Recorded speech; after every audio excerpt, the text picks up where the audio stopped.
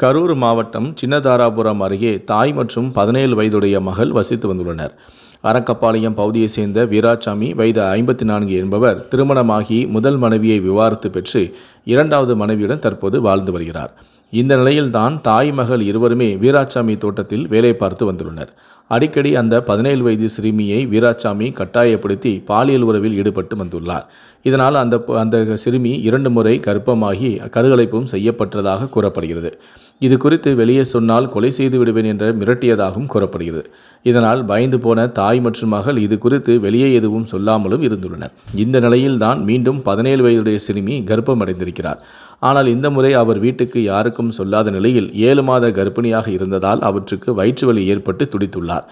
அதன் பிறகு கருக்கலைப்பாகி குறை பிரசவத்திலேயே அவருக்கு பெண் குழந்தை பிறந்ததாகவும், திருமணமாகாமல் குழந்தை பிறந்தால் அச்சமடைந்து அதனை மறைக்கும் நோக்கத்தில் பெண்ணின் தாயார் தனது வீட்டில் பிறந்த குழந்தையை கட்டைப்பையில் எடுத்துச் சென்று வீட்டிற்கு அருகே உள்ள அமராவதி ஆற்றங்கரை ஓரத்தில் குழி தோண்டி புதைத்தும் உள்ளார்.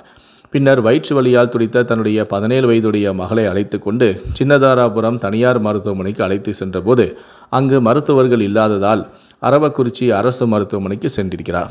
அங்கும் மருத்துவர்கள் இல்லாத காரணத்தினால் கரூர் அரசு மருத்துவக் கல்லூரி மருத்துவமனைக்கு கொண்டு போய் உள் நோயாளியாக சிகிச்சைக்கு சேர்ந்திருக்கிறார். அப்போது மருத்துவர்கள் பரிசோதனை செய்த போதுதான் அதிர்ச்சி அடைந்துள்ளனர். உடனடியாக இது குறித்த தகவலை காவல்துறையினருக்கும் கொடுத்ததன் அடிப்படையில் சின்னதாராபுரம் காவல் உதவி ஆய்வாளரான அழகுராமன் சம்பவ இடத்திற்கு வந்து விசாரணை மேற்கொண்டு அமராவதி ஆற்றில் புதைக்கப்பட்ட பெண் குழந்தையை மீட்டு பிரேத பரிசோதனைக்காக மருத்துவமனைக்கு அனுப்பியும் வைத்தனர்.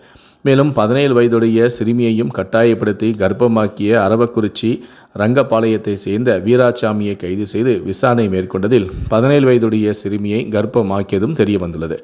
பின்னர் போக்சோ வழக்கில் கீழ் கைது செய்து அவரை சிறையிலும் அடைத்துள்ளனர். 2 வருடமாக தனது தோட்டத்தில் வேலை பார்த்த குடும்பத்தை காம இச்சைக்கு பயன்படுத்திய காமக்குடனின் சம்பவமானது தற்போது வெளிச்சத்திற்கு வந்துள்ளது.